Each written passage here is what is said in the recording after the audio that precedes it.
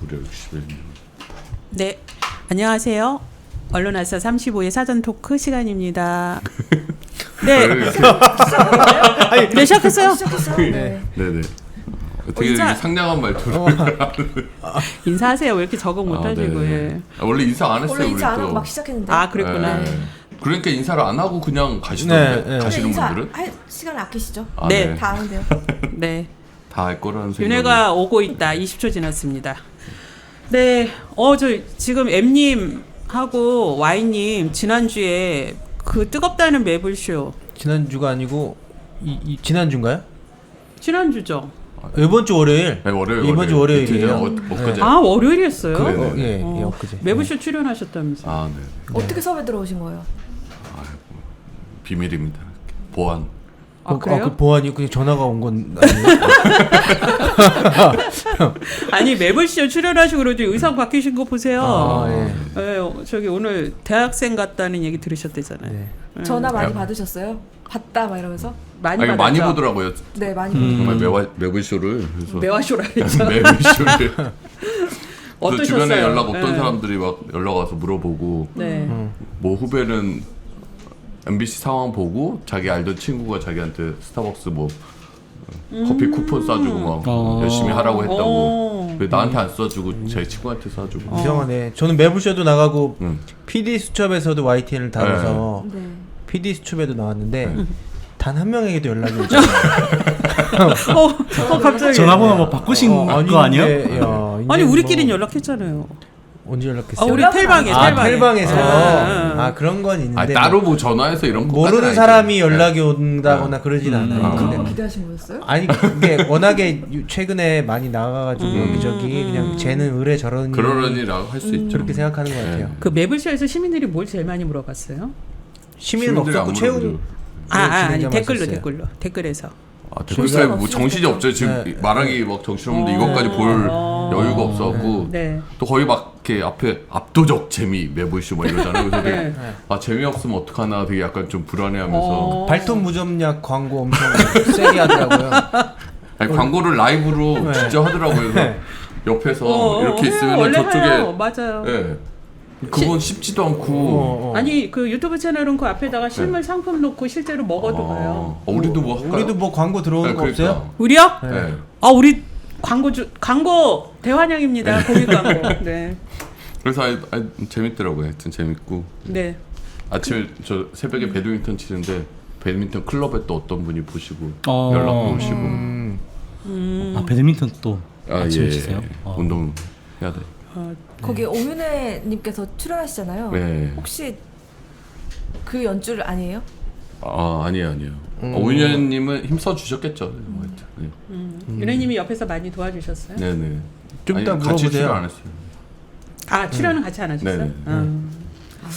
네, 저희도 하여튼 그래서 제가 그 방송 끝날 때 그 최욱 MC한테 상암에서 공개 방송 한번 해달라고.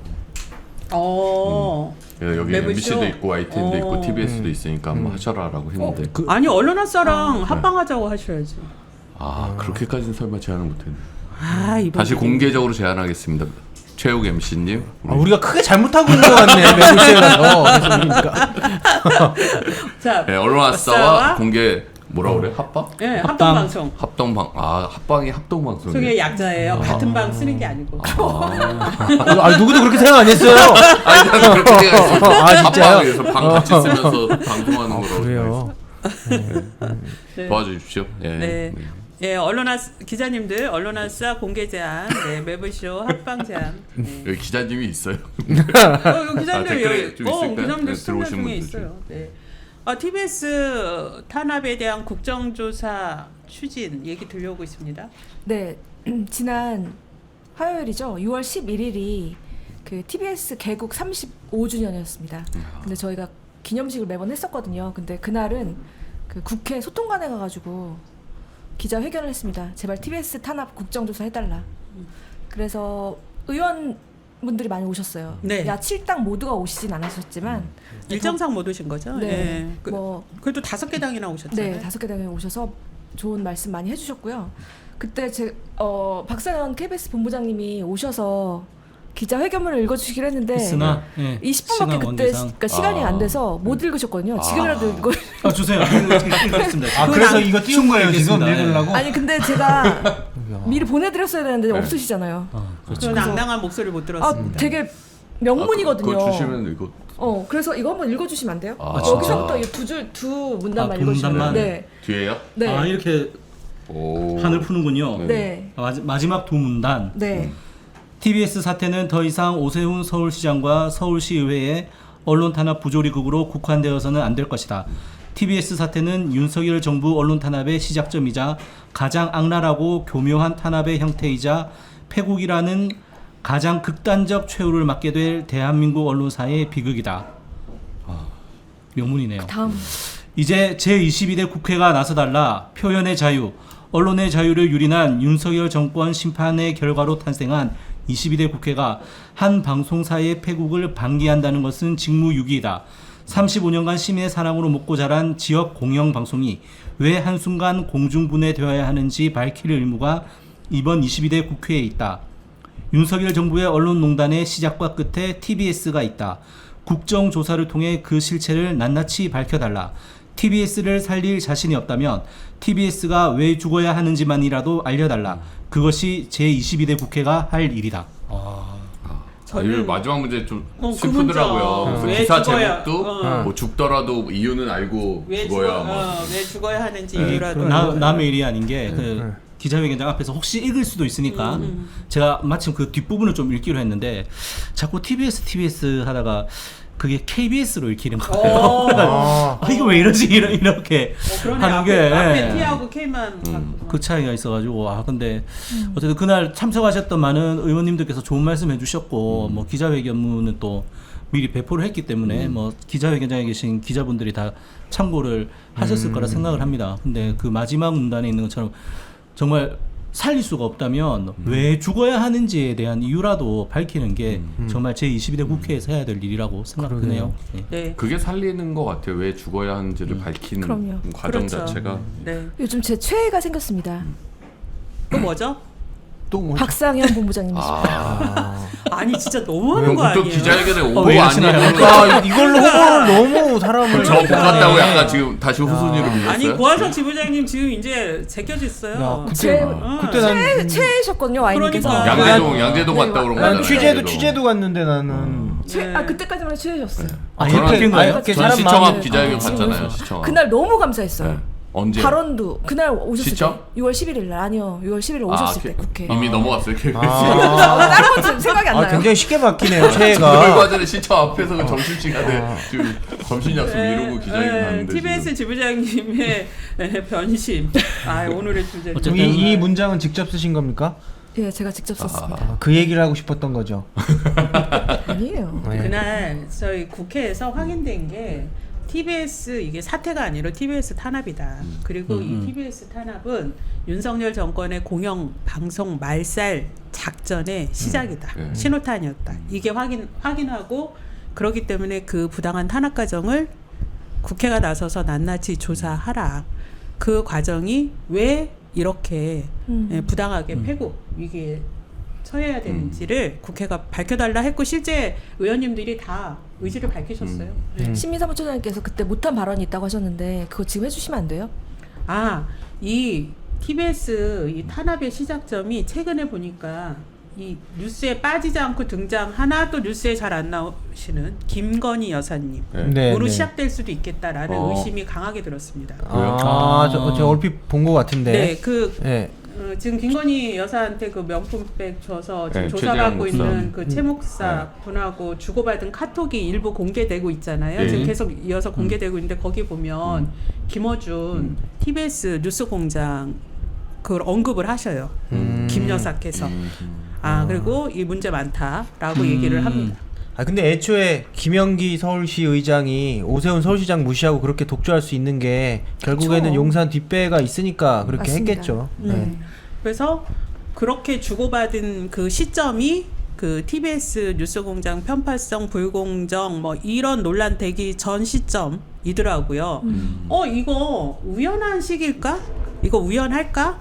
이런 생각이 들었습니다. 그래서 제가 이게 또 하나의 이 TBS 탄압의 이 실마리를 푸는 열쇠가 아닐까 해서 그 얘기를 기자회견에서 하고 싶었는데 까먹었어요. 그래서 못해가지고 제가 막 통탄해 했는데 지금 말씀해 주신 거예요. 네. 저희가 화요일마다 저희 프레스센터 광화문 사거리에서 이제 선전전 하잖아요. 그래서 그 언론장악 저지 공동행동 차원에서 우리 하는데 어제 거기 갔는데 한 시민분이 같이 피켓을 들겠다고 와. 그래서 같이 피켓팅을 했어요. 네. 그러다가 혹시 이제 뭐 어떻게 오셨냐고 했더니 저희 TBS 애청자라고. 혹시 광채님? 아니에요. 광채님도 오셨어. 광채님은 이제 저 멀리서 이제 네. 바라보고 계셨고 시간이 광채님이 누군지 아시는 네, 거예요? 다 알아요. 우리 이제 광채님 얼굴 심은정님? 알죠.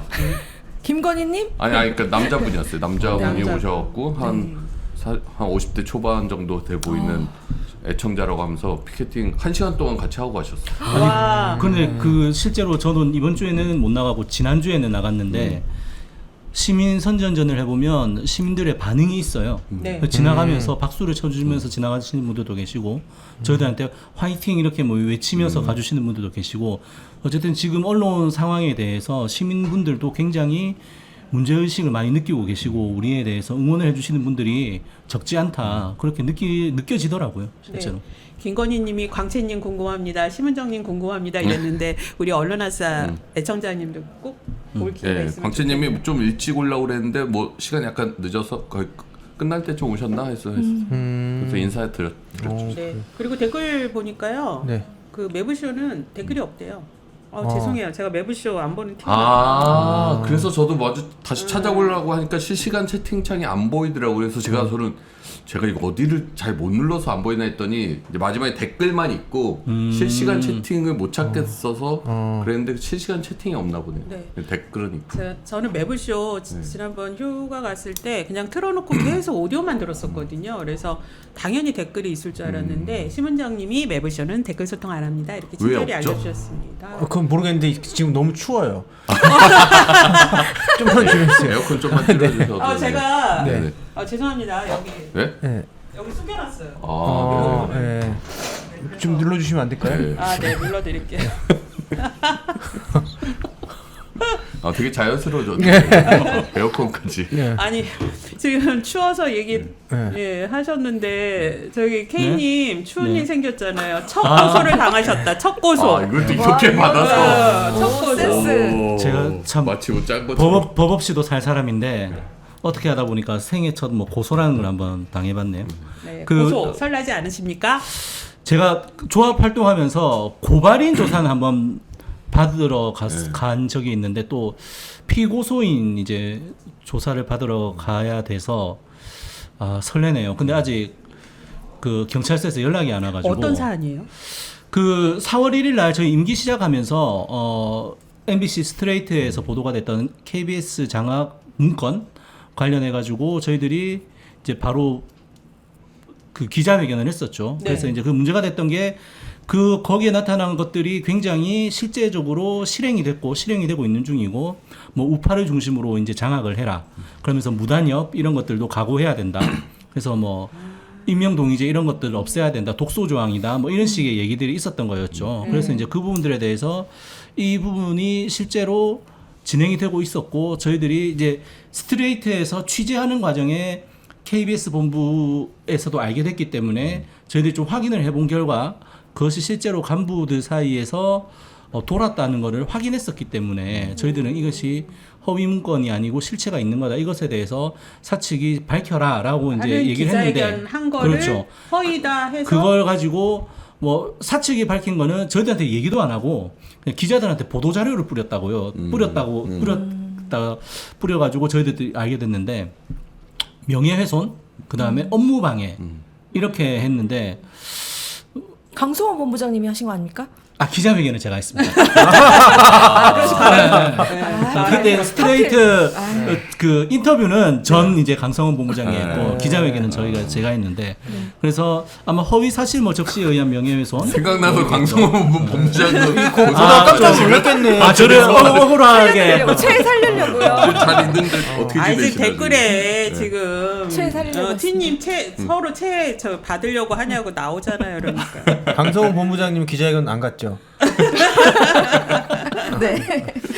아니 근데 이거 네. 기자회견에서 이렇게 허위 주장했다 해가지고 고소하니까 저 생각나는데 저도 2022년에 저희 민원연하고 언론노조가 그때 가세연 그 네. 유명한 네. 가로세로 연구소가 혐오 콘텐츠 문제에 있어서 저희가 그 구글 한국지사 앞에 가서 기자회견했거든요. 그랬더니 강용석 씨가 우리 그 4천만 원씩 7명 2억 8천 손배수 했는데요. 저희 2년 만에 완전 승소했습니다. 완전 그럼 아니, 대법원까지 간 거예요, 그게? 아니요. 그 1심에서. 아, 1심? 아니, 이제 1심에서 했는데 확정이 완전히 됐네요? 예, 됐는데 이제 강용석 씨가 다시 또 뭐 하면은 또 아. 2심 가겠죠. 아직 기간은 그래서 있고. 저희 기각한다. 원고 예소를 기각한다. 그리고 소송 비용도 원고가 다 부담하라. 예, 이렇게 했는데 저희가 가세연 소송에서 이겼다는 걸 대대적으로 자랑해야 되는데 이 자리에서 자랑합니다. 아, 축하드립니다. 네. 아, 소송. 우리 또 KBS 네. 첫 고소도 받으셨지만 또 첫 KBS가 아, 네. 승소하셨습니다. 그 KBS는 어쨌든 그 공공감사법에 의해서 이제 지정된 공공기관이기 때문에 회사에 이제 감사실이라는 게 따로 있거든요. 그래서 감사실에 있는 직원들 같은 경우에는 공공감사법에 의해서 회사의 감사의 동의를 받지 않으면은 함부로 사장이 아무리 직원이라고 하더라도 이제 인사 발령을 낼 수가 없어요. 그런데 사장이 마음대로 인사 발령을 냈고 그것에 대해서 그 인사 발령 당사자들이 개별적으로 이 그 전보가 부당하다라고 하는 가처분 신청을 냈는데 그게 한 석 달 만에 한 2달, 석 달 만에 이제 결과가 나와서 감사의 동의를 받지 않은 전보는 부당하다라는 결과가 나와서 인용이 됐죠. 인용이 됐습니다. 그러니까 박민의 이 무도한 행위에 대해서 첫 번째로 처음으로 그래서 제동이 법원이 제동을 겁니다. 걸었는데 기억나요 그 사건. 네, KBS 이렇게 좀 막 장악당하고 있으면서 여러 법적 대응을 했는데 이긴 예, 첫 승소한. 사례죠. 예, 네, 저희들 뭐 그래서 여러 가지 지금 해놨는데 그것 중에서 뭐 첫 사례이고 앞으로 계속 있지 않을까 싶어요. 예. 예. 그 네. 왜냐하면 저희들이 박민 사장 들어오면서는 좀 급하게 이제 진행했던 부분들이 있었는데 이제 가면서 조금 보태지는 부분들이 있어가지고 이게 감사실을 장악해갖고 그렇죠. 이제 이전 사장 시절의 것들 다 털어보겠다라는 뭐 감사하겠다고 그런 하려는 의도가 거잖아요. 있지 않았나 저희들은 보고 있죠. 예. 네, 법원이 이렇게 합리적이고 네, 이런 현명한 판단을 계속 좀 해주기를 바라고요. 근데 그 네. 재판부가 네. 저희 단여체 협약 이행 가처분은 기각했던 재판부예요. 아쉽습니다. 그래서 Y님 3분 남았습니다. 네. 네. 그리고 MBC가 연승을 하고 있습니다. 이 소식은 어떤 거죠? 아니 미디어오늘의 기사를 한번 정리해서 썼던데 저도 이거 보고 이제 이게 계속 소송이 하도 너무 많아갖고 그쵸, 너무 MBC가 많아서. 루이딘 방심위 체제에 들어선 이후 표적 징계 받은 것에 대해서 이제 저희가 뭐 수긍할 수 있는 건 거의 없어요. 너무 말도 안 되는 징계들을 하니까 다 법적 대응을 하나하나 하고 있거든요. 근데 이제 법적 본안 소송 하기 전에 일단 이 집행을 정지해 달라는 약간 가처분 성격의 그런 소송들을 내고 있는데 이때까지 11건 중에 10건이 인용됐다는 거예요. 한 건은 진행 중이고. 그러니까 MBC가 진 사례가 없는 거예요. 그러니까 이제 법원도 이게 어느 정도 상식적인 만약에 징계였다고 하면 이렇게 연전연승하지 못할 그렇죠. 것 같거든요. 근데 그렇죠. 법원도 사실 이게 무리한 표적 표적 징계였다라는 네. 거를 인정하고 있는 방증 아닐까 싶어요. 네, 김건희님이 Y님 어디 가시냐고 물어보시는데요. 와이님 여기 있습니다. 1분밖에 네. 안 남았어요. 네, 지금. 네, 네. 네. 1분 저희 Y님 얘기해 주세요. Y님 네? 지금 저기 YTN 임명동의제 거치지 않고 보도국장 임명한 거 지금 또 소송 예, 예. 하고 있죠. 보도국장 보도국장 임명 네. 취소 이게 가처분은 그렇대요. 선고 기일을 정해놓지 않고 판사가 그냥 아무 날이나 정해서 선고를 하는 거예요. 그러니까 언제 나올지 몰라요. 그리고 이 와중에 계속 사측은 뭐 여러 가지 서면을 계속 냅니다. 뭐 예를 들어서 김백 체제 이후 방송이 더 공정해졌다고 주장을 한다든가 막 시청률이 올랐다고 주장을 하는데 근데 사실 그 팩트가 다 틀려요. 뭐 그런 식이에요. 5월 시청률을 지난해 가장 시청률이 안 좋았던 6월과 비교를 한다든가 뭐 이렇게 어처구니 없는 사실관계에 어긋나는 주장들을 서면을 통해서 하니까 또 저희가 반박하고 그러면서 시간이 좀 길어지고 있죠. 그러니까 처음에는 약간 뭐 당연히 안 될 것처럼 해서 사실 포기하는 것 같더니 결국에는 엄청 대응을 하고 있는 거 사측이 아니에요? 아마 자신이 없어서 계속 그러는 것 같아요. 보통 네. 시간 끌기용. 가처분 해보면은 딱 시간을 정해놓고 이때까지만 자료를 내라 네. 라고 하는데 그 이후에도 계속 내는 게 네. 사측이 그만큼 자신이 없어서 그런 것 같아요. 그리고 유진그룹이 한테 눈치가 많이 보일 거예요. 김배익이 이제 사장이 되면 YTN 잠잠하게 장악하겠다, 소리 못 나오게 하겠다라고 얘기했을 텐데 그렇게 안 되니까 눈치도 많이 보일 겁니다. 네. 이제 잠시 뒤에 민주당 네. 이윤기 의원과 함께 네.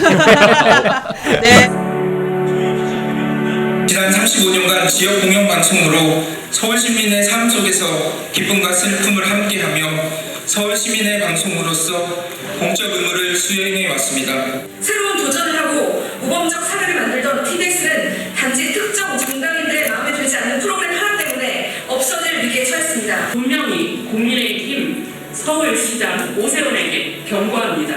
민심, 민의를 받들어 공영방송 서울 시민의 꿈으로 돌려주십시오. 국민의 방송이지 결코 단 4년의 임기가 보장되어 있는 시의원과 시장이 자지우지할 수 있는 그런 공영방송이 아니라는 점을 말씀드리며 저희 더불어민주당에서는 과학기술정보방송통신위원회뿐만 아니라 행정안전위원회 위원들과 함께 논의해서 TBS에 탄압받는 이 문제를 공론화시키고 바로잡는 데 역할을 하겠다는 약속 말씀드립니다. 시민이 언론의 인싸가 되는 그날까지 언론학사 본격적으로 시작합니다. 저는 진행을 맡은 우윤입니다. 반갑습니다. 감사합니다.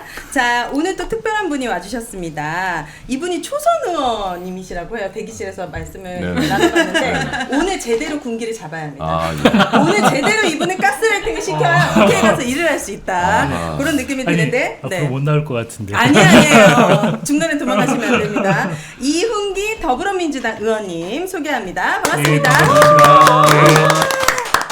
어떻게 하다가 여기까지 나오시게 됐을까요? 저는 윤석열 정권의 언론 장악을 저지하고 네. 언론 개혁을 하라는 어떤 언론계의 명, 또 국민들의 명을 받고 네. 이번에 이제 국회의원에 출마해서 당선이 됐고, 제가 이제 국회에 온 이유는 지금 언론계의 여러 어려운 상황을 좀 돌파하라는 그런 어떤 명령이라고 생각해요. 네. 국민들의. 그래서 그런 각오를 갖고 국회에 왔습니다. 예. 지금 이제 이훈기님을 모르시는 분들이 많으실 것 같아요. 예. 그런데 과거에 30년 동안 기자를 하신 분이시더라고요. 예, 맞습니다. 그죠? 그러니까 더 언론에 관심이 많으실 것 같고. 그래서 특별히 모신 거죠, 처장님? 그럼요. 네. 네. 좋습니다. 그러면 또 정식으로 소개해 주시죠. 네, 언론노조 MBC 본부 본부장 이호찬입니다. 네, 반갑습니다. 예, 언론노조 KBS 본부 본부장 박상현입니다. 네, 반갑습니다. 네, 민주언론 시민연합 사무처장 신미희입니다. 네, 반갑습니다. 자, 오늘 이제 의원님이 오셨기 때문에 이윤기 의원님께서 방송 3법 발의, 또 예. 가방위에 계시기도 하기 예, 때문에 당사자잖아요. 그래서 이 방송 3법 반드시 통과를 시켜야 되는데 오늘 낱낱이 파헤쳐 보도록 하겠습니다. 자, 오늘의 메인 토크 들어가 보도록 할게요. MBC가 오늘은 또 주인공입니다. MBC마저 내줄 수 없다. 방송 3법과 8월 12일 운명의 날입니다. 자, 8월에 MBC에 무슨 일이 있길래 이런 의미심장한 주제를 주셨습니까? 의미심장한 8월 12일이면 내 생일보다 5일 후인데 죄송합니다. 8월 무슨 7일? 일이에요? 7일 아, 6일. 아, 그럼 6일이면 6일이구나. 12 빼기 6은 죄송합니다. 6이지. 양력 음력. 네, 무슨 일이 있습니까? 8월 딱 2달 12일. 남았어요. 오늘이 6월 12일이죠. 네. 진짜 딱 2달 남았다. 딱 2달 남았습니다. MBC가 정권의 장악될 위험에 처해 있고, 와. 그러니까 8월 12일이면 MBC의 대주주인 방송문화진흥회의 이사진의 임기가 끝이 납니다. 8월 12일에. 예. 네. 그러면 방통위가 방송통신위원회에서 MBC의 방문진 이사들을 임명을 하는데, 그거를 지금의 기존의 관행대로 하면, 기존의 법대로 하면 여6, 여당 측 6, 야당 측 3 이렇게 이사회를 교체하게 되죠. 네. 그러면 아마도 윤석열 정권 편에 선 여당 측 6명의 이사들은 이후 MBC 사장을 강제로 해임시키려고 하는 그 수순에 들어가지 않을까. 그래서 이 8월 전까지 MBC를 지켜내지 못하면 MBC마저 정권에 장악될 위험이 있다. 네. 반드시 막아내야 한다라는 그런 의미입니다. 자, K님. 네? MBC 왜 지켜야 되는 겁니까? 지금 KBS를 보면 아실 수 있지 않을까요? 결국 뭐 지난해에 윤석열 정부 들어온 이후에 KBS 사장을 바꾸기 위해서 정부가 수신료 제도를 손을 댔고 그리고 KBS 같은 경우에 이사들을 바꿔서 인위적으로 이사회를 개편을 해서 사장을 바꿨지 않습니까? 그 시기에 똑같이 MBC도 이제 이사들을 바꿔서 하려고 했었죠. 그런데 MBC는 권태선 이사장이라든지 이런 그 이사들을 해임하려고 한 조치들이 법원에서 제동이 걸렸고 그렇게 하면서 이제 이것들이 끌어져 왔는데 이제는 합법적으로 정부가 선호하는 사람들을 이제 박문진 이사로 선임할 수 있는 그런 상황이 되는 거죠. 그래서 이제 중요한 거고 뭐 결국 그렇게 되면은 사실 이제는 그래도 뭐 좀 다른 목소리 여러 가지 좀 세상이 돌아가는 부분들에 대해서 알고 싶은 것들을 시청자들이 뭐 KBS도 보고 MBC도 보고 뭐 여러 가지 뭐 YTN도 보고 이렇게 해서 골라볼 수 있었는데 이제는 어디를 틀어도 똑같은 방송만 보실 수 있게 되지 않겠어요? MBC 맞아 그렇게 된다면. 그러니까 이게 지금 1년 전 이야기인데 그러니까 작년에 뭐 한 9개월 전인가요? 이제 그 방통위에서 박문진 이사장 해임하고 그 이제 법원에서 제동이 걸렸잖아요. 제동이 걸리지 않았다라고 만약에 생각해 보면 예? 박문진 이사장 바뀌고 사장 해임하고 그럼 K랑 M 동시에 장악됐다라고 생각을 하면 그 이후에 벌어진 일들을 한번 생각해 보시면 예를 들어 뭐 총선 앞두고 MBC가 그 이종섭 전 장관 출국 금지 사실을 이제 단독 보도하면서 이게 이슈가 엄청 커졌잖아요. 네. 그리고 황상무 수석 회칼 테러 발언 이런 것들이 알려졌잖아요. 이제 그런 보도들이 없는 상황이 됐겠죠.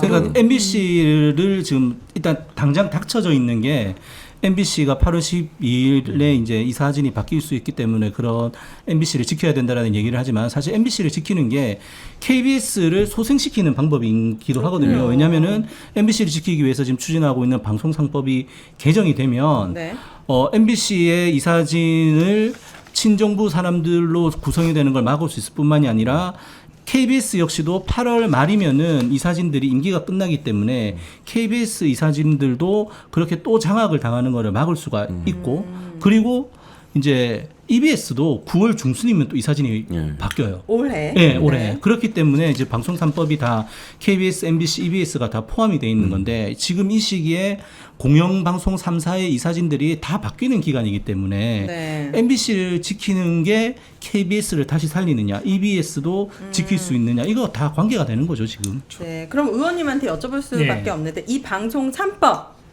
대략적으로 어떤 내용이고 이거 개정되면 정말 MBC 우리 공영방송 지킬 수 있는 건지도 궁금하거든요. 그 지금 방송 3법의 핵심은 지배구조 개선이에요. 지배구조를 개선해서 그 공영방송이 정치권에 흔들리지 않고 독립적으로 공영방송의 역할을 할 수 있게 하는 게 방송 3법의 핵심인데 그러기 위해서는 지금 이사진이 11명 뭐 이런 수준인데 21명으로 늘리고 이사진을 추천하는 주체를 좀 공정하고 객관화한다는 거죠. 정치권이 아니라 시청자위원회에서도 하고 방송현업단체에서도 하고 방송학회에서도 하고 국회에서도 하고 이렇게 다양화해갖고 누구도 어떤 그 한쪽의 힘을 행사하지 못하게 해서 공정하게 이사를 구성하고 그 이사회에서 사장을 뽑으면 그리고 또 그 과정에서 그 국민추천위원회 같은 게 있어요. 100인에. 그러니까 상당히 국민들이 참여해서 사장을 뽑는다는 어떤 의미도 있고 그래서 상당히 획기적인 그 방안이고 법안이라고 할 수 있죠. 그래서 이렇게 이걸 통해서 새로 사장을 뽑는다면 MBC 사장도 정권의 좌우되지 않는 사장이 그 8월 12일 이후에 선임될 수가 있고 KBS도 마찬가지로 지금 정권에 낙하산 같은 사장이 들어와 있는데 그런 사장을 다시 좀 공정하고 객관적으로 방송을 이끌 수 있는 공영방송을 이끌 수 있는 어떤 리더십이 있는 그런 사장을 다시 모실 수 있지 않을까. 법안이 발의되면 바로 효력이 발휘됩니까? 지금 이 법은 요번 법은 아 그래요? 오 신기하네. 기간을 안 주고 바로 시행하는. 그러면 현실적으로 사실 또 거부권 행사할 거고 이 법안 발의까지도 시기가 참 촉박한데 어떤 대안이 있으십니까? 그 지금 민주당이 22대 국회가 이제 저번에 원구성도 그 국민의힘이 불참해서 그냥 국회 법에 따라서 속도전으로 갔잖아요. 근데 지금 방송 3법도 제가 그동안의 국회를 봐도 이렇게 속도전을 하고 민주당이 의지를 갖고 왔는지 놀랄 정도로 조선 의원인 제 입장에서는 뭐 당연히 그래야 되지만 과거에 이제 국민들이 볼 때는 민주당이 이번에도 원구성에 상당히 시간을 끌지 않고 또 뭐 협치라는 명목 이런 걸로 좀 시간이 가지 않겠어 했는데 아주 속전속결로 끝냈거든요. 6월 7일 날 그 5일 날 국회의장 선출했고 그리고 7일 날 원구성에서 상임위원 선출했고 어제 과방위 첫 상임위가 열렸어요. 열려갖고 참석하셨겠네요. 상임위원회에서 여러 가지 논의를 했고 내일 아마 민주당 의원총회에서 방송 3법을 민주당 아마 당론으로 채택할 예정이에요. 뭐 내일 이제 의결 결과를 봐야 되겠지만 그리고 민주당의 목표는 그 6월 국회가 7월 5일까지인데 그때까지 방송 3법을 통과시키는 게 민주당의 목표예요. 그렇군요. 그러니까 빛의 속도로 하고 있는 거죠, 사실. 좀 기대하고 계십니까, 우리 언론인들은? 기대하고 있죠. 그렇죠. 8월 12일 전에. 그렇군요. 그리고 이제 날이 박문진 이사의 임기가 8월 12일이지 이 새 박문진 이사 교체하기 위해서 이제 새 이사들을 뽑아야 될 거잖아요. 그 절차는 아마도 7월 초 7월 중순 정도부터 방통위가 시작을 할 거거든요. 그러니까 거기서 임명하기 전에 뭔가 결론을 좀 낼 필요가 있죠. 그래서 속도가 좀 필요하고요. 정치권 민주당도 그 과거와 상당히 다른 모습이에요. 이렇게 신속하게 그리고 그 본회의 일정에 맞춰서 역순으로 해갖고 지금 모든 절차를 밟아가고 있거든요. 치밀하게. 그래서 이제 내일 그 의원총회도 열리는 거고. 네. 근데 의원님 그 방통위가 그 7월 초에서 중순 사이에 이렇게 박문진 이사나 KBS 이사를 또 선임하려고 들 수도 있잖아요. 근데 지금 2인 체제, 위법적 체제인데 요거에 대해서는 민주당이 어떻게 좀 방안을 갖고 계세요? 지금 그래갖고 그 방통위 운영에 관한 법도 지금 발의를 한 상태예요. 그래서 저희가 이제 3+1법이라 그랬는데 방송 3법 플러스 방통위 운영 관련 거기에 이제 그런 내용이 담겨 있습니다.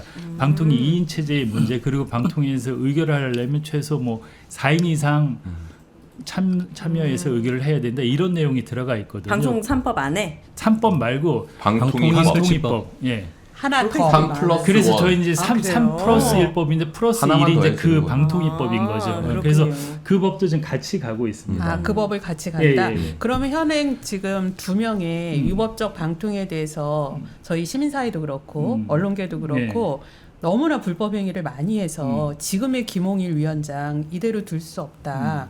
탄핵을 이동관 전 위원장처럼 탄핵해야 되지 않냐.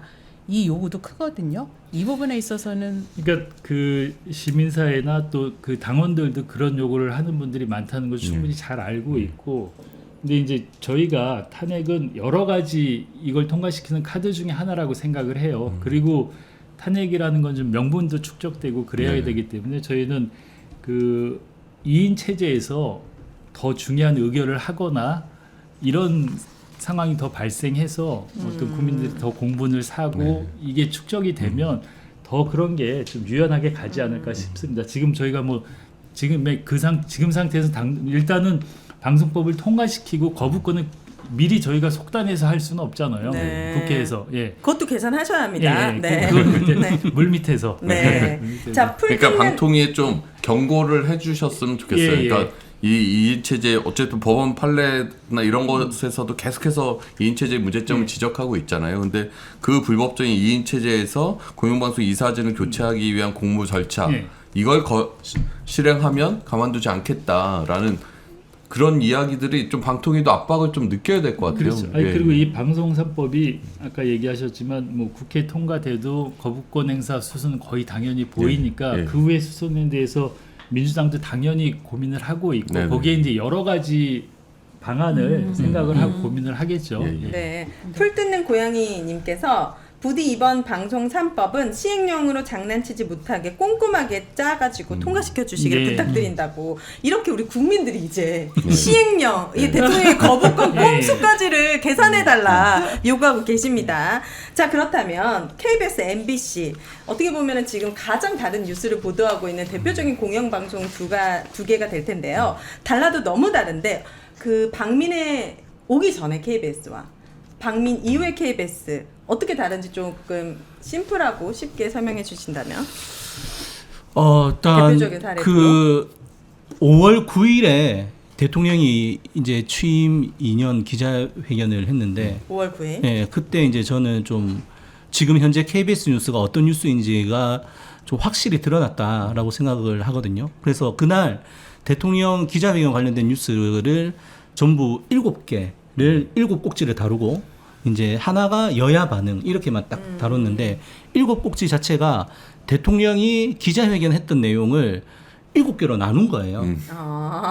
그러니까 이제 그런 식으로 해서 대통령이 했던 얘기를 거의 전달만 하는 그런 식의 보도를 했던 거였죠. 지금 이런 식으로 정부에서 하는 얘기들을 거의 이제 받아쓰기를 하는 뉴스가 지금 대부분이고 네. 그렇다 보니까 이제 비판 뉴스를 좀 찾아보기 힘들고 반면에 지난번에 뭐 그 동해안에서 석유 관련해서 얘기가 나왔을 때는 무려 10꼭지를 이제 이미 산유국 됐군요. 지금 산유국의 네. 꿈이죠. 네, 그래서 그걸 보도할 정도로 그렇게 이제 어떤 정부의 성과라든지 정부 홍보하는 보도는 또 막 많이, 키우고 네. 반면에 뭐 지금 국민들이 관심이 많은 사안들 김건희 여사의 뭐 그 권익위 결정 권익위 같은 거? 결정 내지 뭐 최상병 특검 문제라든지 이런 것들은 수사에 대해서 보도는 하는데 수사 상황과 관련돼서 나타난 발표된 사항들에 대한 단순한 정보 전달이지 예를 들어서 뭐 MBC가 했던 것처럼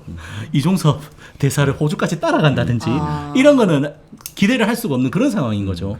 이제 그게 제일 큰 게 지금 달라진 것 같습니다. 그러니까 제가 취재를 봤을 때. 하더라도 데스크에서 그냥 막는 겁니까? 저희 보도를 못하게? 그게 취재 자체도 안 할 수가 없는 구조입니까? 취재를 할 수가 없다라고 봐야 되는 건지 네. 저희들이 사실 그런 부분들 때문에 문제 제기를 많이 해요. 공정방송위원회가 열린다든지 이렇게 하면은 왜 이런 뉴스가 빠졌습니까? 왜 이런 뉴스가 이런 식으로 나갑니까? 라고 얘기를 하면은 네. 이제 보도본부 수뇌부들이 무슨 얘기를 하느냐. 우리는 이런 걸 해야 되는데 해야 된다고 생각하는데 기자들이 안 하네? 서로 떠미는 거예요? 라는 식으로 얘기를 하고 있는 기자들한테 거예요. 기자들의 책임을 돌리는 거죠. 그런 식으로 얘기해서 아니 그렇다라고 하면은 기자들이 이런 보도를 할 수 있게끔 환경을 만들고 기자들의 능력을 키우는 것들도 보도부 수뇌부의 능력인데 그쵸. 역할인데 아니, 당신들은 뭘 했느냐라고 얘기를 해도 자기들은 몰라 뭐 이런 식인 거예요 지금. 이런 상황이에요, 의원님. 사장 하나 네. 바뀌었을 뿐인데. 네, KBS 지금 방민 이전과 이후 저희가 네, 그 자료가 이미지 있나요? 한번 보여주시면은요. 저희가 이제 민원연에서 계속 모니터링해서 했던 거를 그 IM 피터님이 잘 정리를 해주셨는데 한번 우와. 보여주시면은 네. 네 보시면 자 땡뉴 뉴스 네 저렇게 11월 14일 뭐 예전에 그 땡전 뉴스가 9시 딱 15 울리면은 그냥 전두환 대통령 시작하듯이 지금 딱 첫 꼭지에 윤석열 대통령은 이렇게 시작한다는 거 아니에요? 저 꼭지들 보시고요. 그 다음에 저 밑에 이른바 윤석열 보도지침인데요. 한중일을 한일중으로 표기하고 있습니다. 네, 북미가 아니고 미북으로 표기하고 있습니다. 네, 그 다음에 한반도 비핵화라는 표현은 쓰지 말라 이렇게 하고 있고요. 그 다음에 북한 뉴스가 지금 대폭 늘었습니다. 그리고 사건 사고 뉴스도 엄청 늘었고요. 그리고 뭐 저렇게 대용산 사과 뭐 이런 거 있는데요. 지금 그 김건희 명품백 말씀하셨지만 권익위가 이거 무혐의 종결했는데 이 KBS는 권력에 장악된 KBS는 12번째.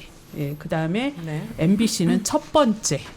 예, 톱뉴스로 이렇게 보도하는 그러니까 MBC가 장악되지 않아야 되는 이유가 네. KBS를 보시면 안다 이렇게 박상현 본부장님이 아픈 표현을 쓰셨는데 보도에서 이렇게 좀 드러나고 있습니다. 그리고 그 산유국의 꿈 10꼭지 저희가 이번에 놀랐는데요. 저 10꼭지 보시잖아요. 근데 KBS가 이번에만 산유국의 꿈이 아니고요. 네. 또 이미지 하나 보시면 1994년 저분 기억나시죠? 이윤성 전 국회의원. 모르는 KBS 분이요. 앵커 출신으로 지금의 국민의힘의 전신인 한나라당 의원 하시는 분이에요. 저분이 지금 제 지역구의 전에 국회의원이셨어요. 그래요. 그런데 이제 이윤기 의원님이 쟁탈하셨다. 한참 전에. 한참 전에. 근데 네. 그때도 산유국의 꿈을 얘기를 했고요. 또 2015년 박근혜 대통령 시절에도 산유국의 꿈 고래 프로젝트라는 다큐멘터리. 저 밑에 거는 네, 저걸- 저 보십시오. 네. 네, KBS가 이번에 저 10곡지가요. 윤석열 대통령 뭐 편들기 친윤 방송으로 그냥 나온 게 아니라 보수 정권 때마다 저렇게 산유국. 이게 꿈을. 네, 사실 저게 사실 보도가 아니고 거의 이른바 가짜뉴스에 해당되는 보도잖아요. 그래요? 저렇게 해왔다라는 것이 드러나고 있습니다. 네. 저도 하나 이렇게 찾아본 게 있는데 이제 KBS랑 MBC의 뉴스 똑같은 사안을 두고 어떻게 네. 좀 차이가 나나를 한번 봤어요. 소개해 주시죠. 예, 한번 그 두 리포트의 앵커멘트만 한번 보여주시죠. 탈북민 단체가 오늘 새벽 대북전단 20만 장이 담긴 대형 풍선을 북한으로 날렸습니다. 한국 드라마만 봐도 총사령에 처할 정도로 외부 정보를 철저하게 통제하는 북한 지배층. 이 대북전단에 특별히 신경질적인 반응을 보여왔는데 우리 군은 북한의 추가 도발을 집중 감시하고 있습니다. 김덕훈 기자가 보도합니다. 탈북민 단체가 오늘 새벽 북한 쪽으로 대북전단 20만 장을 날려보냈습니다. 북한이 다시 오물풍선 등으로 맞대항할 가능성도 제기되는데요. 접경지 주민들이 북한의 도발 가능성에 불안을 호소하고 있습니다. 김지성 기자가 보도합니다.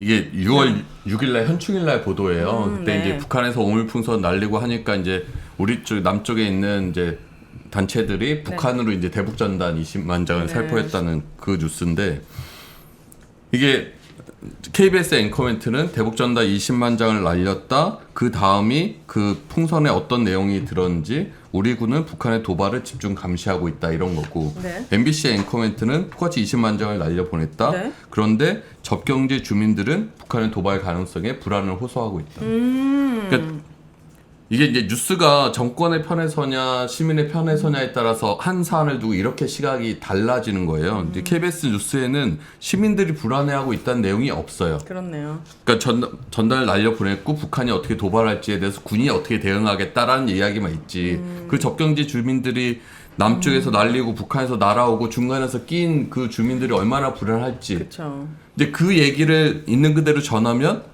이제 정부의 북한에 대한 강경 대응 방침에 약간 이제 해가 될까봐 그런 부분들은 이제 죽이고 이제 군의 강경 대응, 그 북한의 대응 정부는 이런 북이 이렇게 하니까 우리는 강경하게 대응하겠다 이렇게만 가면 이렇게 남북이 강대강으로만 충돌하면 사실 언제 어떤 일이 벌어질지 모르잖아요. 그렇죠. 그런 것에 대해서 사실 언론이 좀 지적을 해줘야 돼요. 뉴스라는 게 이제 맥락이 있어야 되는 거잖아요.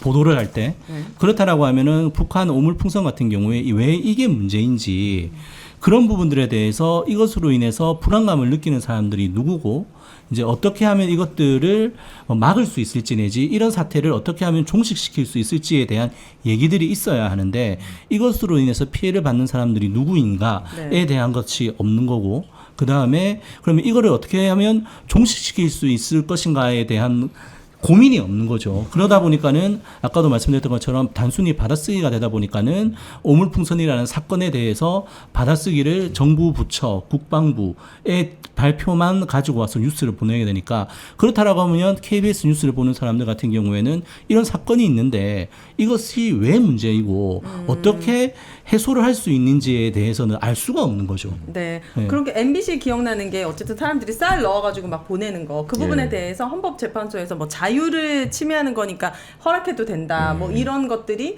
어쨌든 문제점이 있다라는 보도를 했던 것 같아요. 그러니까 그게 아마 헌재에서 이제 그걸 막는 법이 위헌이다라고 하면서 위헌인 것도 있지만 그 접경지 뭐 주민들이나 이런 것의 불안도 같이 감안해야 된다는 내용이 같이 포함되어 있는데 언론들은 이제 앞에 부분 전단 막는 거는 금지한 건 위헌이야. 이 부분만 이제 부각이 되는 거죠. 그렇네요. 똑같은 사안인데도 이렇게 다르다. 댓글로도 프레이밍이 저렇게 세밀한 부분에까지 이루어지고 있구나라는 글을 또 남겨주셨습니다. 자, 그렇다면 사장 하나 바뀐다고 해서 공영방송이 지배구조가 어떻길래 이렇게 바뀔 수가 있나 궁금하거든요. 우리 의원님께서 사장 하나 바뀌면은 이 지배구조에 저희가 대해서 일단 말씀을 드려야 될 것 같은데. 좀 쉽고 짧게. 네. 지금 목소리도 저음인데 아니 지루해서 어렵진 않아요. 그런데 조금 재미를 넣어가지고 보셨죠, 의원님? 압도적으로 쉽고 압도적으로 심플하게. 그러면 이제 사장이 인사권을 쥐고 있으니까는 모든 게 이제 바뀌는 거겠죠. 뭐 제가 고소를 당했던 네. KBS 장악 문건에도 있겠지만 네. 왜 간부들을 우파 중심으로 기용을 하라는 말이 있겠습니까?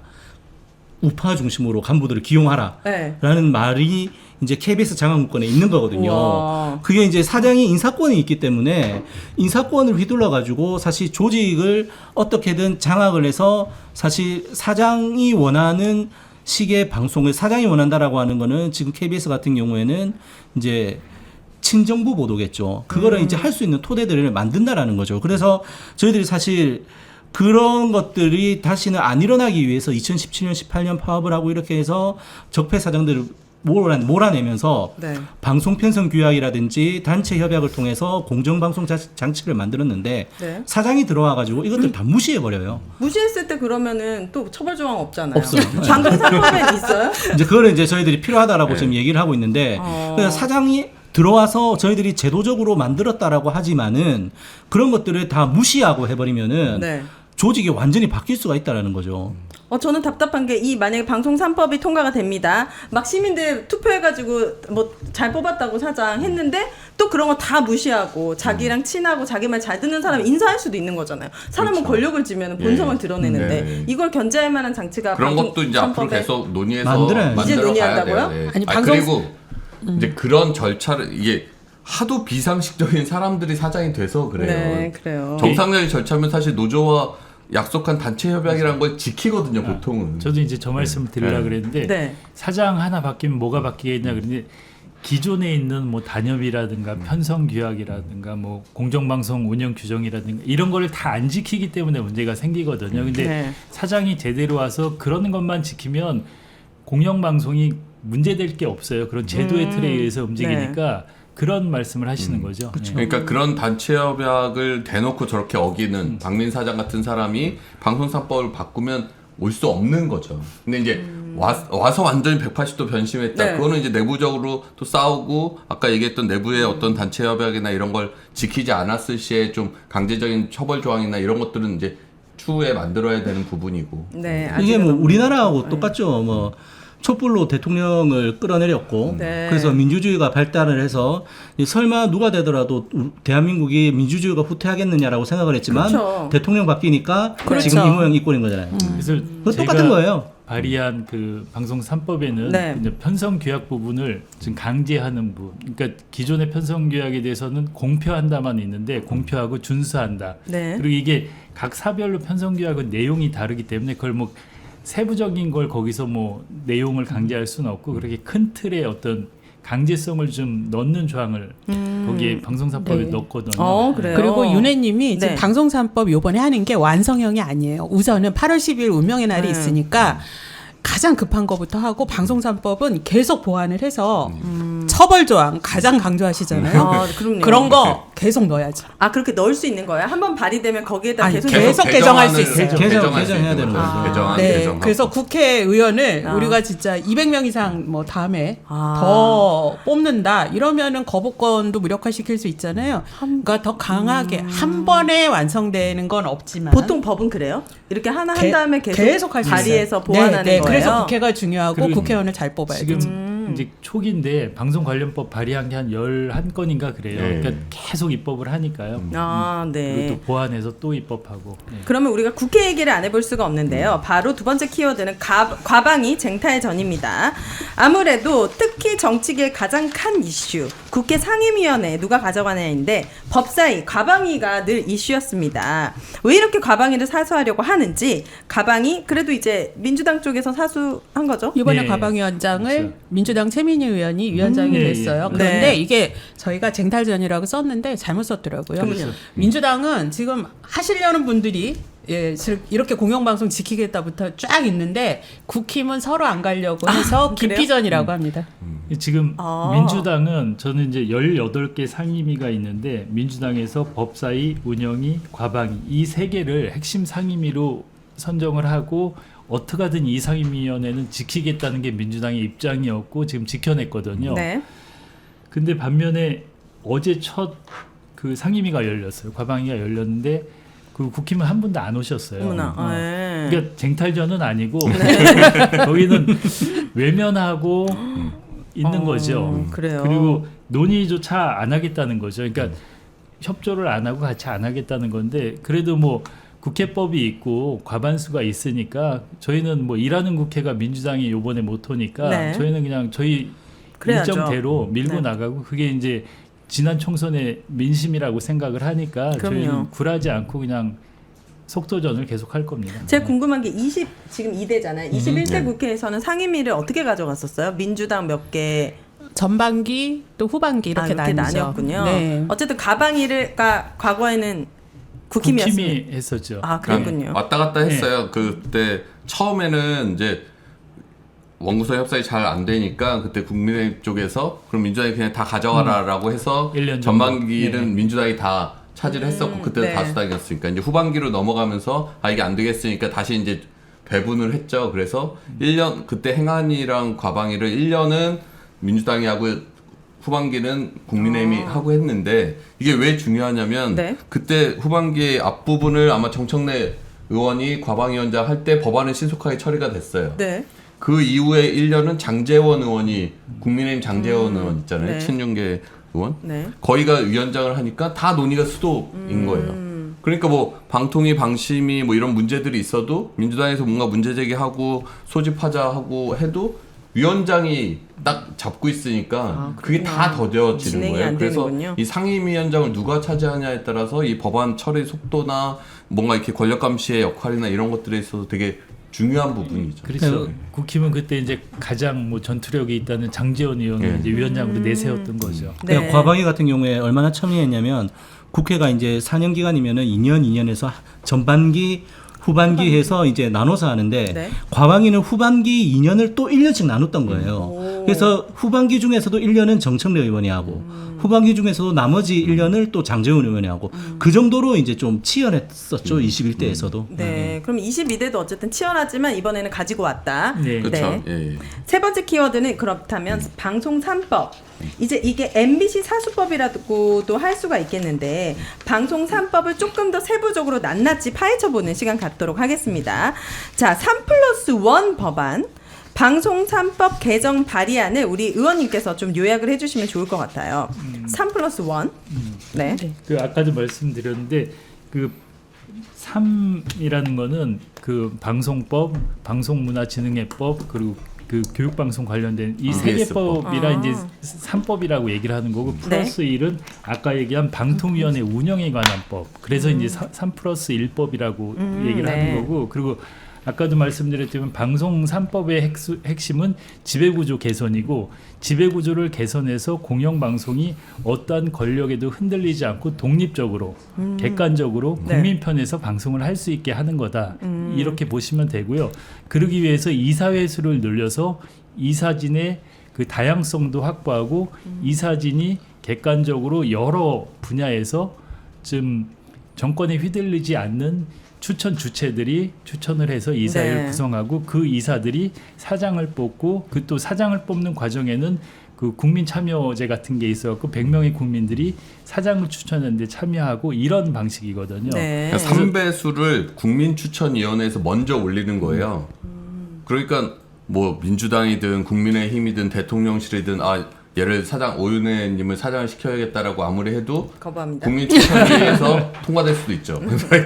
누굴 낙하산으로 찍어서 통과시킬 수 있는 구조가 아니라 먼저 국민추천 일반 그 여론조사 표본에 따라서 100명의 추천위원들이 3배수를 걸르니까 누굴 찍어서 낙하산으로 내려보낼 수 없는 구조. 그 다음에 이사회의 추천 주체를 다양화하니까 그것도 정치권의 입김이 한 번에 먹히기 어려운 구조. 네. 그래서 지금은 법안이 아까도 얘기했지만 MBC 같은 경우에는 9명 이사니까 여 6, 야 3이고 KBS는 11명이니까 7대 여 7, 야 4거든요. 네. 근데 이게 법안에 그런 내용이 없잖아요. 없죠. 관행적으로 그렇게 해왔던 여 거구나. 7, 야 4, 여 6, 야 3 한 거예요. 법에도 없는 걸 갖고. 네. 그러니까 이게 정치권이 뭔가 여당, 야당의 구조가 바뀌면 이사진이 싹 바뀌니까 그게 이제 방송에 다 영향을 미치게 되거든요. 그 사람들이 사장을 뽑으니까. 네. 자기 입맛에 맞는 사장 안 치고. 제가 궁금한 거는 여당에서도 이걸 반대할 이유가 없을 것 같아요. 언제든지 또 맞습니다. 정권은 예, 바뀌니까. 예. 그럼 그렇죠. 국민의힘이 방송 3법에 반대하는 가장 주 포인트는 뭐예요? 그러니까 지금 KBS 장악하고 있잖아요. 네. 그리고 MBC도 법이 안 바뀌면 8월에 장악할 수 있잖아요. 그러니까 국민의힘은 방송을 장악하겠다는 거죠.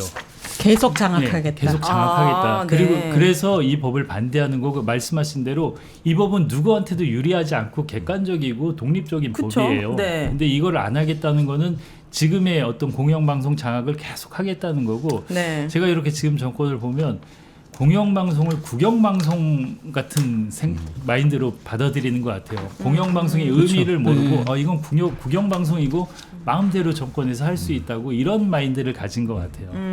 그러니까 왜 축구 경기를 보면 네. 이기고 있는 팀이 계속 저 침대 축구라고 지연 작전 써가지고 더 못 넣게 하잖아요. 꼭 그런- 지금 국힘이 그냥 네. 지금 구조가 본인들이 쥐락펴락 할 수 있으니까 그렇다고 명분이 안 서잖아요. 이거 하게 되면 네. 누구도 유리한 게 아니니까. 네. 그러니까 계속 하는 게 민주당이 방송을 장악하려고 한다, 언론을 장악하려고 한다라는 말도 안 되는 주장을 하고 있죠. 그럼 지난 정권 때는 국민의힘이 찬성했어요? 방송 3법?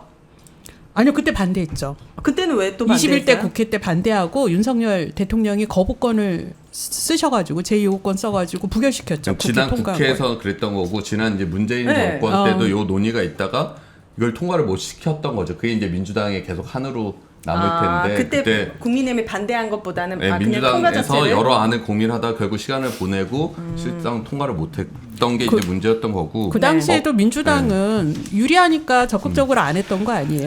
그렇죠. 그렇게 뭐 대놓고 얘기는 안 하지만 하여튼 적극적으로 그거를 안 보이지 했죠. 못했죠. 네. 그리고 그저께죠. 네. 국민의힘이 이제 그 과방위는 안 들어오면서 이제 외곽에서 계속 이제 여론조를 자기들도 이제 한다고 연석회의를 열어갖고 방송 3법을 왜 반대하는지를 이제 발표를 했어요. 네. 근데 이게 이제 그때 파워포인트로 만들어갖고 이제 보낸 자료예요. 네.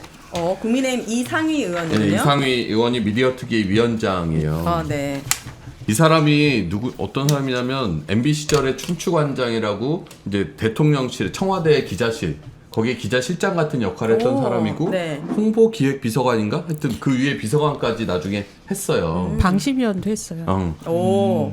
그때가 한참 언론 장악이 심각할 때예요. 국정원이 MBC 장악 문건 만들고 이럴 때거든요. 이동관이 홍보수석하고 막 이럴 때. 네. 근데 이 사람이 첫 번째 장에 보수 정권 시절에 KBS, MBC가 보수 편향적인 방송을 했다는 사례가 하나라도 있다면 대박이에요. 그러니까 이 사람들의 인식에는 이명박 정권 때 방송 장악을 안 했다는 거예요. 그러니까 이명박근혜 정권에서 공영방송이 옳았다라는 거죠. 그러니까 얘기하자면 지금의 KBS가 옳다는 거예요. 그렇네요.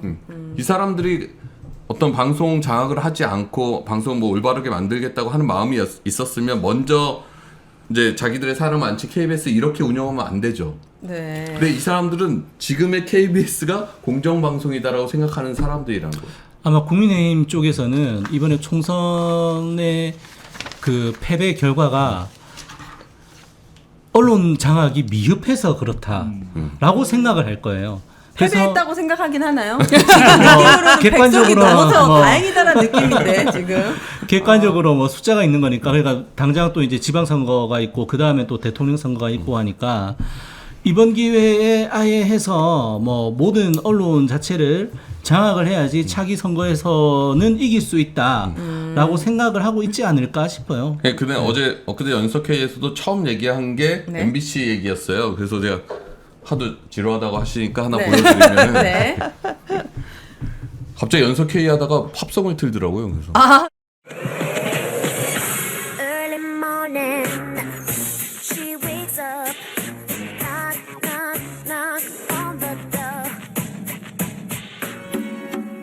On the dark desert highway, cool wind in my hair. All by myself.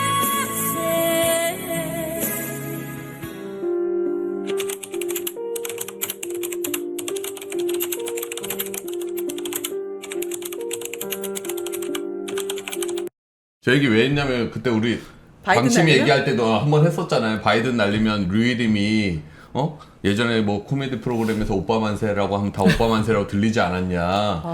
MBC가 바이든이라고 하니까 바이든이라고 들린 거다.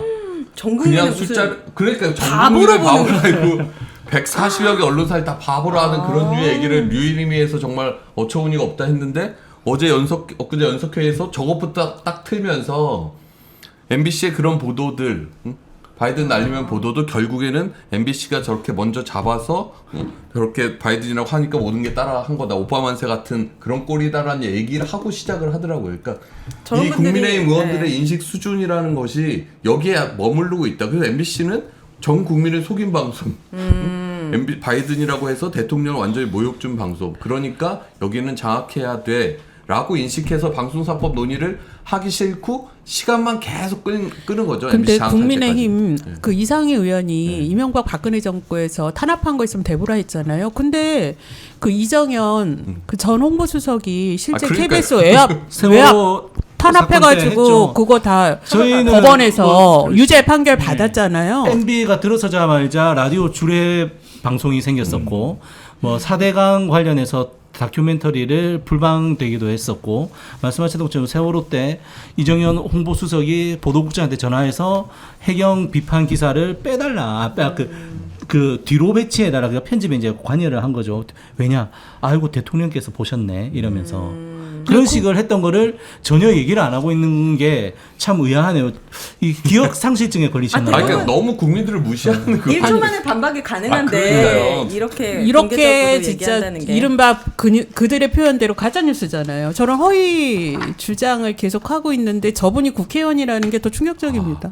아니 제가 이 언론사에서 이거 얼마나 많이 보여드렸어요. 국정원의 정상화 전략 및 MBC 장악 문건 국정원이 만든 게 2010년 3월이에요. 네. 이게 이상희 의원이 춘추관장이었나 홍보기획 비서관 청와대에 있을 때 벌어진 일이거든요. 그런데 어떻게 그런 사람이 나와갖고 보수 정권에 편향적이고 있어서 하나만 대봐라 이런 얘기를 하고 있으니까. 예, 그러면서 계속 반대 아닌 반대를 하면서 방송사법 이번 제2법도 또 계속 지연작전 쓰고 엄청나게 많은 의원들이 나와서 한마디씩 했는데 누구 하나도 방송사법 그럼 어떻게 해야 된다는 얘기를 안 해요. 그러니까 대안을 하나도 얘기하지 않으면서 일단 지금 법은 안 돼. 결사 저지하겠다. 이게 처음 나온 얘기도 아니고 지난 몇 년 동안 계속 돼왔고 그 동안도 이 집권이 한 지 2년 됐잖아요. 그 2년 동안 방송사법 어떻게 하겠다는 자기의 전략을 한 번도 얘기해 본 적이 없거든요. 이 사람들은 논의를 하기 싫고 다 일단 장악을 하고 싶은 거예요. 의원님 보셨죠? 국민의힘의 소수겠지만 언론 간의 수준이 이 정도인데 이런 분들과 어떻게 협치와 소통 이거를 바라진 않으시죠? 어제 과방이 갔는데 국민의힘 7분 자리가 비어 있었잖아요. 네, 안 들어와가지고. 안 오시는 게 낫겠네요. 말이 아예 안 통하니까. 그래도 일단 더불어민주당은 과방위에서 국민의힘 의원들이 일단 자리에 온다면은 일단 뭐 얘기는 하시겠다는 입장이신 거잖아요, 지금. 그렇죠. 당연히 그러겠죠. 네. 근데 저희는 정상적인 운영을 위해서 당연히 와야죠. 국회의원들도 오셔야 되는데. 끝까지 오지 않더라도 일은 추진하셔야겠죠. 그건 당연하죠. 문은 항상 열어놓고 있으니. 자, 이제 과방위가 저희 민주당하고 그 비교섭 단체 그래서 이준석 의원하고 이혜민 의원도 어제 오셨어요. 빼고는. 그런데 지금 국힘만 저런 주장하는 게 아니고요. 방통위에서 심지어 허위 주장을 계속하고 있는데요. 뭐죠? 방송 3법이 방송의 독립성과 중립성을 현저히 저해할 우려가 높다라는 걸 왜냐하면 방송 3법 개정이 지난 21대 국회에서도 국회 통과됐는데 윤석열 대통령이 거부권 행사했다 그랬잖아요. 그때 지난해부터 만든 카드뉴스 등을 통해서 온라인을 통해서 계속 지금 내보내고 있습니다. 카드뉴스 혹시 띄워주실 수 있는 게 있어요? 이게 무려 방송통신위원회가 카드뉴스에서 방송 3법이 방송통신위원회 공식 블로그에서 방송의 독립성, 중립성. 저는 정말 말이 안 되는 게 이 사회의 대표성이 부족하다라고 뭐 얘기를 하면서 뭐 하는 얘기가 뭐 방송 분야가 과잉 대표되고 지역 대표성이 부족하다라는 얘기인데 저 말이 안 되는 게 지역 대표성은 지금도 없어요. 지금도 뭐 지역을 대표해서 있는 사람이 아닌 거고 KBS만 보더라도 현재 11명 이사 중에서 KBS 출신이 5명, 법조인 출신이 2명, 그다음에 KBS가 아닌 언론인 출신이 3명, 그다음에 학계 1명 이렇거든요.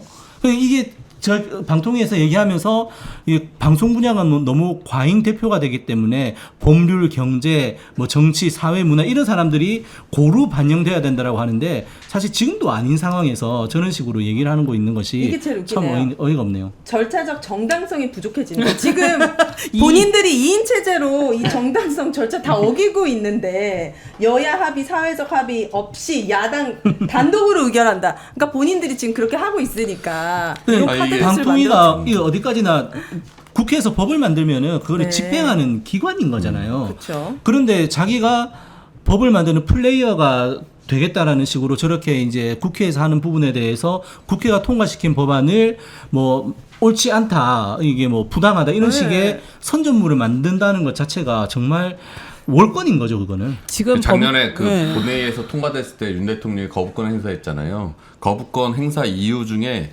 예를 들어 뭐 사장 추천위원회가 있는데 이 사장 추천위원회 100명을 어떻게 구성하고 어떻게 할지에 대한 뭐 절차가 명확하게 규정되어 있지 않다 뭐 이런 식의 내용이 있어요. 지금 법에는 아무것도 없어요. 그런 오히려. 절차나 규정이 그냥 방송 MBC의 경우에 보면 방문진에서 그냥 사장을 임명할 권한이 있다만 있어요. 사장을 어떤 절차를 거쳐서 어떻게 면접을 보고 이런 거는 매번 그냥 그때그때 방문진이 알아서 결정하거든요. 네. 그러니까 그런 거를 지금보다 훨씬 더 구체적으로 규정한 게 방송 3법인데 네. 그걸 거부하면서 여기에 구체성이 떨어진다. 그러니까 방송 4법을 하기 싫으면 한 100가지 핑계를 계속 대고 있는 거예요. 근데 네. 이게 법무부가 지금 해병대 특검법에 대해서도 허위 주장으로 반박하고 보도자료 뿌리고 있잖아요. 그래요. 이거에 대해서 이제 민주당의 박주민 의원이 이런 식으로 허위 주장 계속하고 보도자료 뿌리면 이거 허위 공문죄, 사기죄다. 네. 이렇게 반박을 했거든요. 네. 사실 방통위도 지금 저렇게 허위 주장을 계속한다면 저건 네. 범법행위다. 시민단체에서 좀 고발했으면 네. 좋겠는데요. 누가 보면 엄청 무슨 구체적이고 명확하고 대표성을 그쵸. 다 갖춰서 사장을 뽑고 이사진을 뽑은 줄 알겠어요. 네. 자, 그다음에 이제 거부권이 기다리고 있지 않겠습니까? 거부권을 넘게 만들어야 할 텐데 국민이 이틀막 심판했는데 윤석열 대통령이 또 거부권을 행사할 것이다. 이거 사실 뭐 얘기 들어봐야 될 거야. 거부권을 행사한다. O 안 한다. X 하나 둘 셋. 뭐 다 만장일치로 우린 거부권을 행사한다고 믿죠. 자, 안타깝네요, 거부권을 안타까워. 행사할 경우 민주당의 플랜 B도 궁금합니다. 제일 곤란한 질문인 거. 저번에 네. 그 최혜병 특검 때문에 민주당 천막농성을 했었어요. 국회 앞에서. 그때 저는 이제 당선인 신분이었는데 네. 그때 이재명 대표가 그 당원들을 모아놓고 이제 얘기를 했는데 그 최혜병 특검 갖고 똑같은 얘기를 했어요. 거부권 행사하면 어떡할 거냐. 대표님이 뭐라 그러시냐면 그걸 알면 지금 왜 이런 얘기를 하고 있겠습니까? 이런 얘기를 했는데 네. 이게 저는 이렇게 생각해요. 지난번 최혜병 특검 할 때도 반란표가 좀 나올 거라 그랬는데 국민의힘이 당론으로 딱 정하니까 저는 뭐 꼼짝 못한 것 같아요. 네. 아무도. 아직까지는 여기서 이탈표가 나올 확률은 사실 많지 않다고 보여요. 네. 그래서 저는 거부권을 행사할 게 뻔하고 이걸 돌파할 수 있는 거는 어떤 여론이고 국민들의 힘이라고 생각을 해요. 네. 그리고 민주당에서 지금 이 방송상법도 하지만 국정조사도 지금 같이 준비를 하고 있어요. 그 네. 국정조사의 내용은 지금 뭐 훼손된 KBS의 문제라든가 YTN 그리고 뭐 방심위 문제, 방통위 문제 네. 그리고 뭐 TBS. MBC 탄압의 문제 여러 가지 TBS 문제 다 포함되어 있는데 저는 국민들이 방송 3법을 저희 당원들은 상당히 그 이해도가 높아서 많이 아시지만 일반 국민들은 잘 모르실 것 같아요. 그럼요. 근데 네. 이런 국정조사가 좀 제대로 진행이 되면 국민들이 아 공영방송의 문제가 지금 뭐고 어떤 탄압이 되고 그리고 아까 얘기한 것처럼 지금 공영방송 두 곳이 극과 극이잖아요. KBS는 공영방송으로서의 역할을 철저히 못하고 추락하고 있고 MBC는 마지막 공영방송으로서의 역할을 하면서 여러 가지 역할을 하고 있잖아요. 네. 이거를 국민들한테 좀 잘 보여주고 국정조사를 통해서 그런 문제점을 하나하나 드러내고 이게 좀 이슈화가 되면 네. 저는 그 국정조사에서 좀 국민들의 힘이 모아지고 거기에 거부권을 행사한 게 이렇게 어느 정도 이제 어느 순간에 이게 겹치면 우리가 상상하지 못한 분위기가 조성될 수도 있다고 생각을 해요. 네. 그리고 지금 정권의 힘도 계속 약해지고 계속 정권이 국민들과 엇박자로 가고 있잖아요. 네. 뭐 총선 민의도 반영 안 하고. 그래서 저는 이게 속단은 할 수 없지만 여러 가지 변수도 있고 상황도 있기 때문에 네. 거부권을 행사하더라도 여기서 끝이 아니고 어떤 여론이나 국민들의 뜻에 따라서 다른 길이 벌어질 수도 있고 네. 가령 정말 그래서 MBC 사장이 바뀌었을 때 여기 MBC 위원장, MBC가 또 가만히 있지는 않을 거죠. 아, 그렇죠. 그렇죠? 네. 열심히 싸워야 네, 돼요. 그래서 여러 가지 상황이 맞물려 갖고 상당히 새로운 국면이 저는 전개될 수 있다고 생각해요. 거기에서 각자의 역할이 있고 또 국민들이 정말 분노하고 그 힘이 모아진다면 저는 이 거부권을 돌파할 수도 있다고 생각을 해요. 네. 어쨌든 그러면 제가 이해한 것은 거부권이 행사되거나 어쨌거나 플랜 B는 국정조사다. 그래서 많은 민심들이 알 수 있게. 국정조사도 있고 뭐 아까 뭐 탄핵 얘기도 하셨지만 네. 하여튼 여러 가지가 많이 있을 것 같아요. 그러니까 거부권을 행사하면 국회에서 다시 표결을 하잖아요. 그럼 이제 3분의 2의 동의가 필요하죠. 필요하단 말이에요. 그러면 이제 국민의힘에서 8명의 이탈표가 나와야 해요. 근데 지금 상황이면 사실 나오기 어려운 상황인데 이 방송 3법 거부권에 대한 국민적 여론이 반대 여론이 커지고 이게 정권에 대한 심판론으로 이어지고 국힘 지지율 떨어지고 아 이게 내 방송 3법 거부권 행사했더니 정말 우리가 살 수가 없겠다 라고 하는 상황이 되면 이탈표가 나올 거라고 생각해요. 지금 정도는 살만하신가 보죠?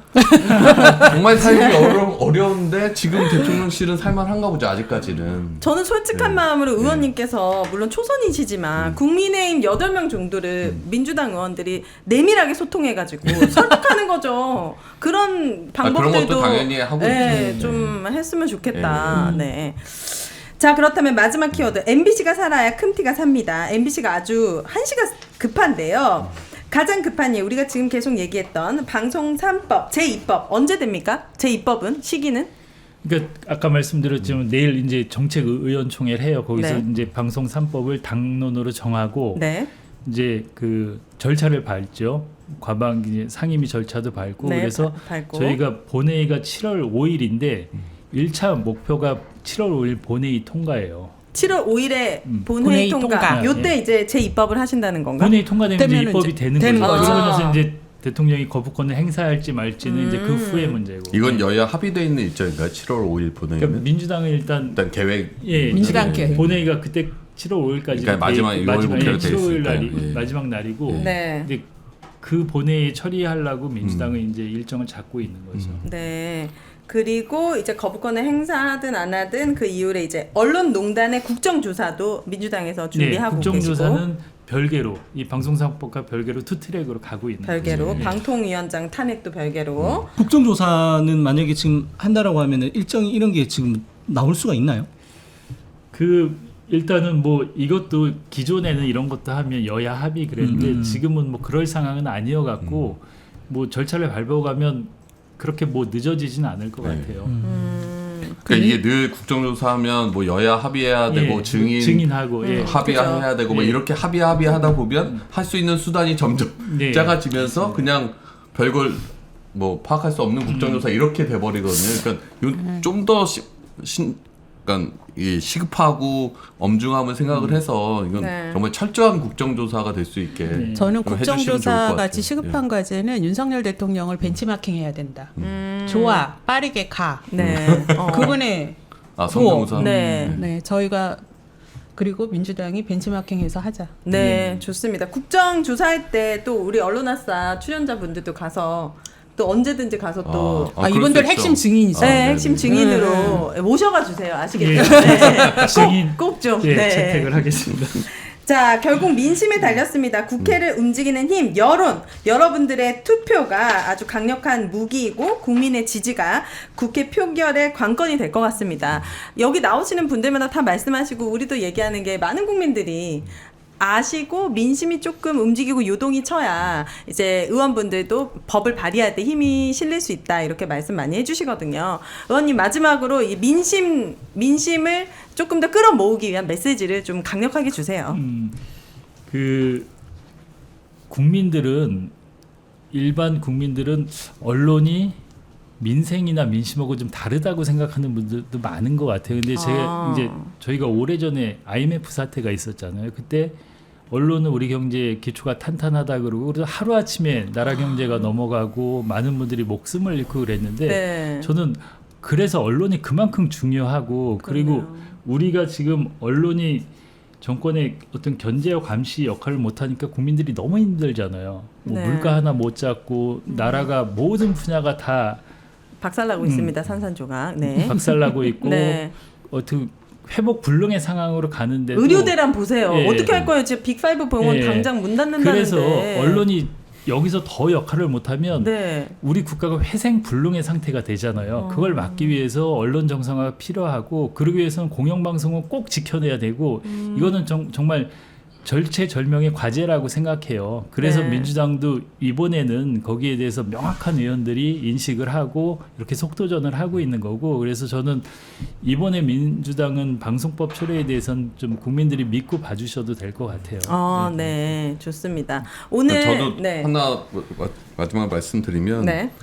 이게 8월에 만약에 이 절차들이 그냥 다 막아내지 못하고 MBC마저 이제 이사진 교체되고 이제 사장 강제 해임하게 되고 새로운 적폐 사장이 오겠죠. 이게 상식적인 사장이 다시 온다고 하면 사실 이런 고민 별로 안 하잖아요. 박민, 김배 이런 사장들이 MBC에도 올 거예요. 아마 더한 가장 악독한 사장이 네. MBC로 올 거예요. 오게 되면 예를 들어 지금 아까 말씀드렸지만 이종섭 전 장관의 출국 금지 보도부터 해서 최상병 특검법으로 가기까지 MBC가 그 최상병 해병 관련 사건의 이제 수사 내용이나 뭐 이런 것도 엄청나게 많이 취재해서 단독으로 보도도 많이 했었단 말이에요. 당장 사장이 바뀌면 이 보직 팀장이나 부장들 싹 갈아갖고 그리고 그 팀원들 법조팀에서 그렇게 열심히 취재해서 새로운 사실들을 밝혀냈던 사람들 정치팀에서 좋은 기사를 썼던 기자들 다 다른 부서로 쫓아낼 거예요. 사람이 바뀌어요. 그러니까 내부에 이제 제3노조나 이런 곳들이 이제 아마 그 주요 포스트에 배치가 되는데 그 사람들이 어떤 사람들이냐면 MBC가 그렇게 이종섭 전 출국금지 단독하고 최상병 사건 단독하고 이럴 때 어디서 그런 정보를 알았냐. 응? 왜 MBC로 이렇게 중요한 정보가 수사 다 정보들이 모이냐. 새냐. 이게 정확히 정권이나 할 수 있는 이야기들이 언론이라고 하는 분들이 안에서 MBC가 정권의 권력 감시를 잘했다라고 칭찬해 주는 것이 아니라 MBC는 저 정보를 어떻게 알았어?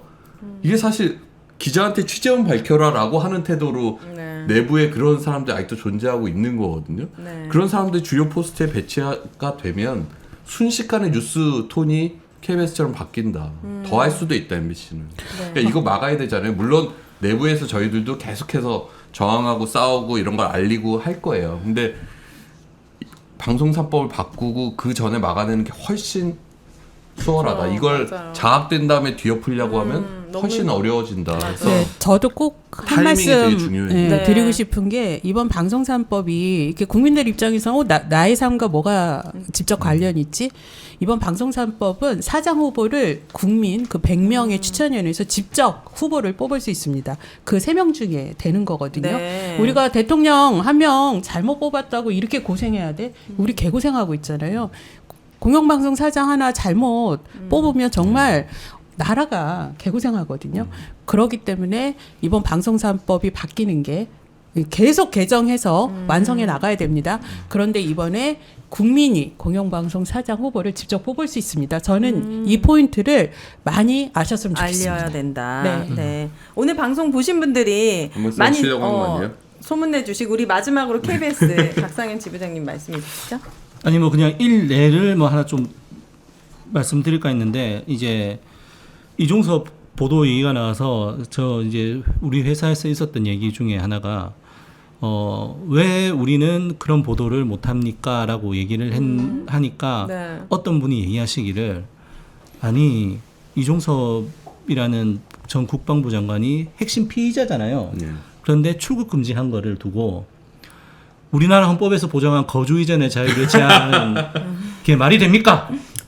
라고 얘기를 하는 사람들이 있다는 거죠. 이제 그런 분들이 이제 MBC가 이제 장악당하면 주요 보직에 되고. 가서 이제 MBC를 이제 네. 좌지우지하시겠죠. 뭐 이제 그렇게 되는 겁니다. 이제 그래서 참 하루하루 지내면서 보면 저희들은 일단 기본적으로 우리 수뇌부들이 갖고 있는 방송과 관련된 실력 없으면 차치하더라도 정말 이게 공영방송으로서 제대로 된 방송을 할 의지나 있는가 네. 이런 부분들에 대해서 굉장히 큰 회의가 들거든요. 그래서 아까도 말씀드렸지만 사실 이 시점에서 MBC를 지킨다라고 하는 것은 MBC를 지키는 것뿐만이 아니라 KBS를 살리는 거고 네. 우리나라 공영방송 자체를 정상화하는 거다. 그래서 국민 여러분들께서 많은 관심을 가져주셨으면 좋겠다라는 말씀을 드리고 싶습니다. 저희가 방송사업법에 닉네임을 붙였습니다, 의원님. 요거 기억해 주세요. MBC 사수법, KBS 소생법, YTN 환수법. YTN 환수해야죠. 우리가 저렇게 저질 자본에 좀 그러니까요. 뺏긴 거 가져와야죠. 강탈당한 거. TBS 부활법. 네. 아주 와닿는데. 네, 민주당에서도 이게 시민들과 국민들이 방송사업법이 이게 정치권의 사안이 아닌 국민의 삶과 밀접하다라는 걸로 이 닉네임을 많이 활용해 주십시오. 네, MBC 사수, KBS 소생, YTN 환수, TBS 부활. 네, 좋습니다. 오늘 의원님 함께 해주셨는데 많은 이제 언론인들의 목소리 들으셨죠? 네, 네. 잘 들었습니다. 초선이시니까 발에 예. 땀나도록 띄워주셔야 또 다음에 4년 후에 또 국회에 입성하실 수 있습니다. 네, 네. 저희도 엄청 응원하고 네. 또 우리 이은기 의원님 가방에서 활약하는 모습도 지켜보도록 하겠습니다. 오늘 많은 분들이 함께 해주셨는데 여러분들 오늘 들으신 얘기는 특히 정말 딱 와닿는 얘기가 많았던 것 같아요. 왜 방송 3법이 통과되어야만 하는지, 우리 삶에 얼마나 직접적인지 이런 거 많이 공유하고 소문 많이 내주시면 좋을 것 같고 끝까지 시청해 주셔서 진심으로 감사합니다. 다 같이 언론아싸 외치고 끝내겠습니다. 시민이 언론의 인사가 되는 그날까지 언론 아싸! 감사합니다. 감사합니다. 수고하셨습니다. 아유, 수고하셨습니다.